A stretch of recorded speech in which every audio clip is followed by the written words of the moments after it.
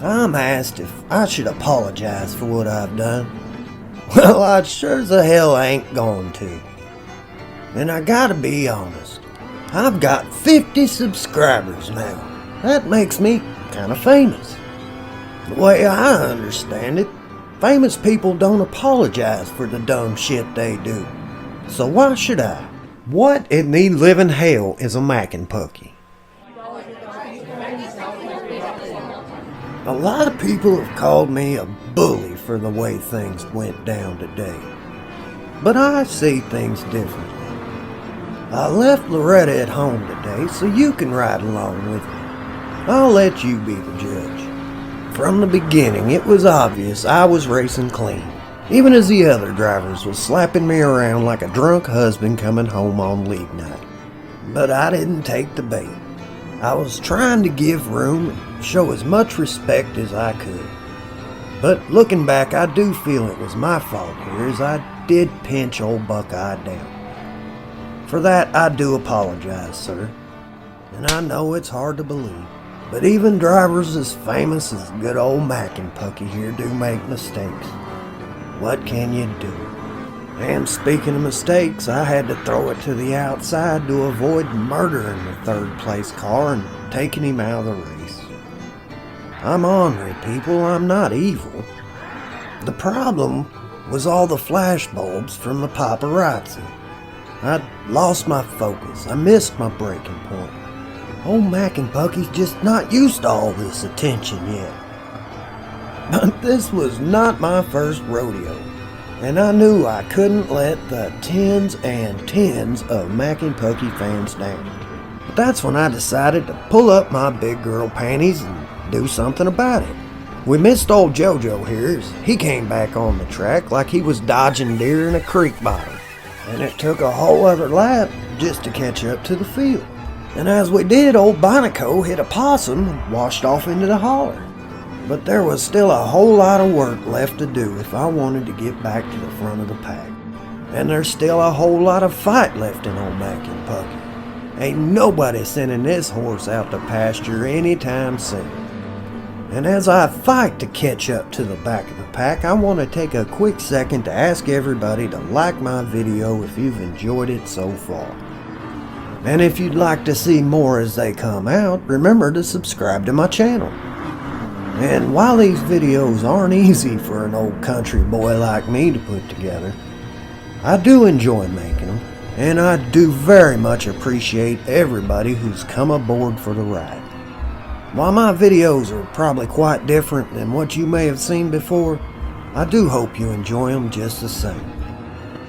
Now with all that out of the way, let's get back to racing as we're quickly approaching the heart of the matter.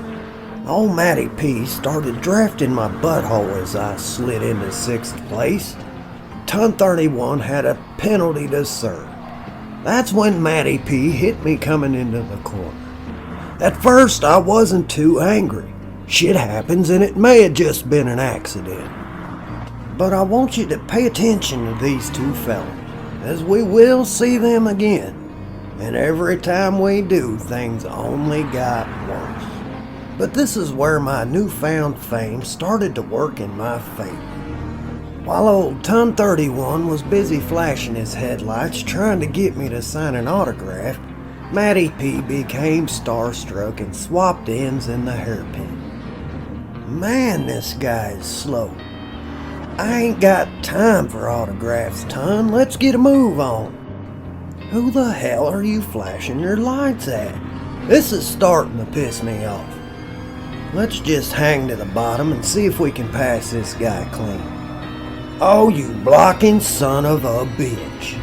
Now that turn signal should mean that he's ready to let me go on the outside. Lord, I sure hope so, as I've got places to see and people to do. Wait a minute, did I say that right? Now old Ton 31 had just let us go, but then he started flashing his headlights trying to distract us into making a mistake. I hate when people do that stupid shit.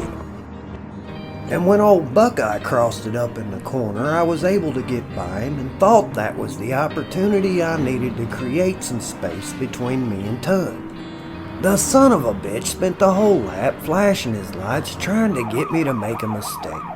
So I decided to pit at the end of lap 5 and go from my soft tires to a medium as the rules of the race did dictate. I exited the pit in 6th place. I'd only lost 2 positions. But I was on a medium tire with much less grip and I knew trouble was soon to follow. And at the end of lap 6, the 3 cars in front of me decided to pit as well. This moved me into 3rd position and left a pretty good cushion between myself and the boys behind me. I spent the next 3 laps on medium tires slowly trying to pull away from the field. But old Ton spent the next 3 laps flashing his headlights, annoying the living piss out of me. By the end of lap 8, he'd annoyed me so much that I decided to pit once again and go back to a fresh set of soft tires. I was about to give old Ton 31 a dose of his own medicine, Mackenpucky style. Now I knew that before I pitted, I'd built just enough of a gap that when I exited, I'd be right beside old Ton 31. And although I may only have half the skill, I had twice the grip. And that would prove to be a problem for this gentleman today. Now I left that man room in the first corner, but he rubbed me off only to cross me over in the second. Now I'm pissed. Oh yeah, I'm angry. As a matter of fact, I'm AT&T, and it's time to reach out and touch someone. My bad, Duck Master, that one's on me. Now I'm gonna have to buy that man a beer when I see him at the Sportsman Club on Tuesday night. And just where the hell do you think you're going, Ton? You can't run from me long on them old tires. Now that I've let this boy know just how I feel about his tactics, let's see how he reacts. Are you still flashing your lights? What the hell is this man smoking inside that car? Well, I guess when it's all said and done, you just can't fix stupid. So I'll focus on getting around this guy clean. Let's put him behind us and try to get back to 3rd. With only 4 laps to go, time is quickly running out. Well, look at that. The son of a bitch quit flashing his headlights. Maybe he took the hint and decided to quit acting so damn remedial.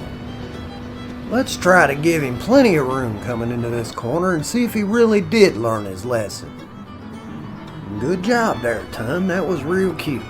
But now it's time to give old Mackenpucky his spot back. Get the hell out the way. I gotta admit, messing with a slow driver is a hell of a lot of fun, and after all, I'm famous. Making myself look better at the expense of others is just what I do. I've even hired a dancing girl to feed me grapes and fan me with a giant bamboo leaf in between races. But I guess that's when old Ton had had enough and was ready to exact his revenge. Because when I looked in my rear view, he was giving me the bird and screaming at his windshield. Don't you do it! Don't you do it! Oh, he did it. But what Ton didn't know is old Duckmaster had watched the whole thing unfold right in front of him. And us old sportsman boys stick together. So when I saw him run him off the track, I knew I owed that man a second beer come Tuesday. It took me to the end of the last lap to catch up with EGS Spies. This was my last chance to gain back the podium I'd given up with the second pit stop. And coming around the last corner, I thought I'd missed all opportunity to catch up with EGS. But when he scrubbed too much speed trying to swing down and block, I was able to find my spot on the inside and drag race to the finish. 3rd place for Mackenpucky. Now I hope y'all enjoyed my video. Don't forget to like and subscribe. Y'all come back now, you hear?